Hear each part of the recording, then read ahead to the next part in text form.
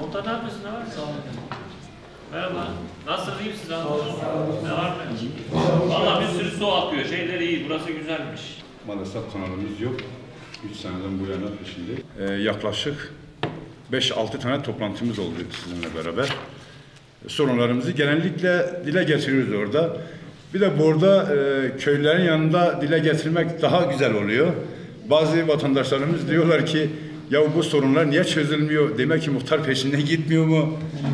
Öyle konular da oluyor. Ama maalesef gerçekten biz sürekli irtibattayız, beraberiz. Toplantı olsa, WhatsApp hatımız olsa hep sayın müdürlerimizle, başkanlarımızla biz irtibattayız. O konuda bir sıkıntımız yok. Şu anda Sayın Kaymakamım bizim acil olarak biz vece yapacağız camimize.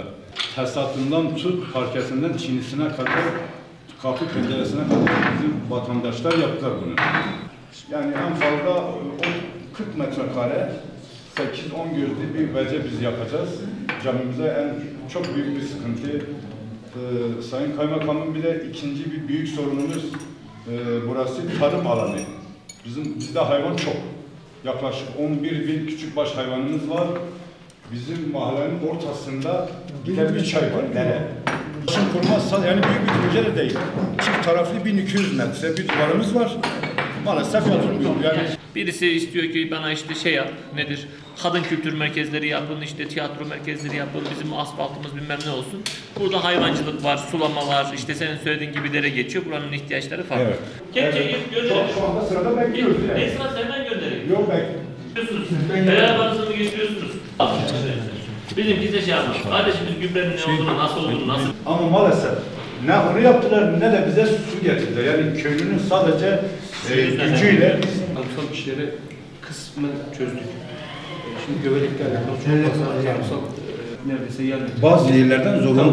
Göbelek mesela bizi aşan bir köydü. Palet. Ya şimdi sen şeyi kanalize et ya. Edemir Belediyesi.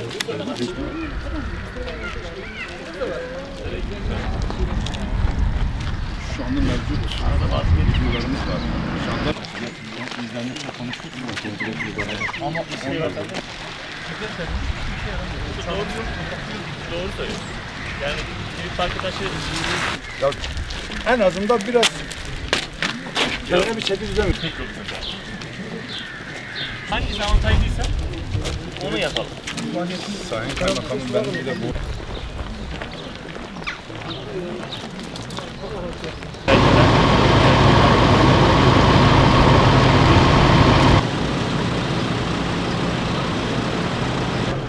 Merhaba, selamünaleyküm, merhaba. Merhaba, nasılsınız? İyi misiniz? Merhabalar. Ne var ne yok? İyi misiniz? Nasılsınız? İyi misiniz?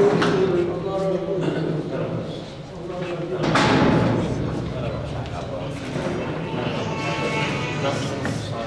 Biz dinlemeye geldik. Siz de iyisine, biz de sonuna getirmek. Yani ortanca ikinci bölge olarak tek yolun ikinci bölge olarak görülmektedir. Kanalizasyon en büyük sorunumdur mahallemde. 460 Kanalizasyon yok değil mi? Kanalizasyonumuz yoktur. Bir sürü şey yapmış. Parke mahallemin 1/3 yapılmış. 35-40 yıl önceden taştan yapmış, komple yer altına sızılmaktadır. Bir tane geçen sene yaptırdık, kısmen rahatlığa kavuştu. İkincisi aynı durumdadır. Ana kaynakta giren sularımız komple yere sızılmaktadır. Yazıyla ileteceğim. Muhtara da yazısını verelim. Yaparım bunu. Sayın, hep muhtar temizliyor deseydim ben. Bunlar da çekerek köylerde bile yıkıyoruz diye. Biz ne yapıyoruz? Evet. Bakanlıktan ona yazmış. Oo tamam, daha bakanlığa yazmış. Buradan alayım hemen aynı şekilde alayım efendim. İyi misiniz? İyiyiz. Ne var ne yok? He? Biz çocuklarla geziyoruz. İyi misin? Merhaba.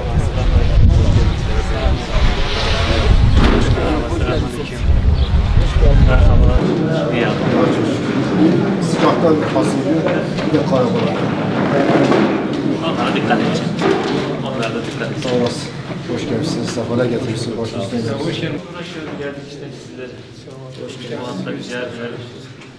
Ondan sonra artık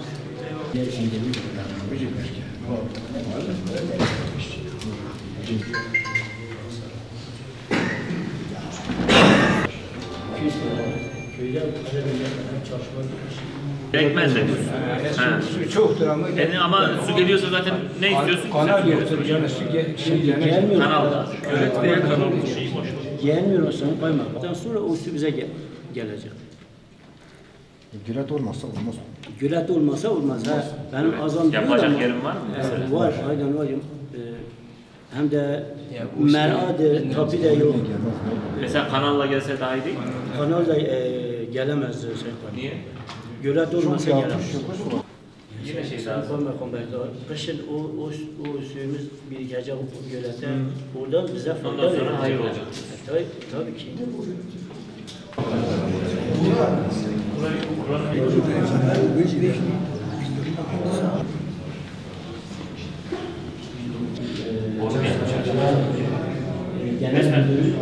İdamımız bitsin. Çok fazla. Kaç gün tahmin gerekiyor?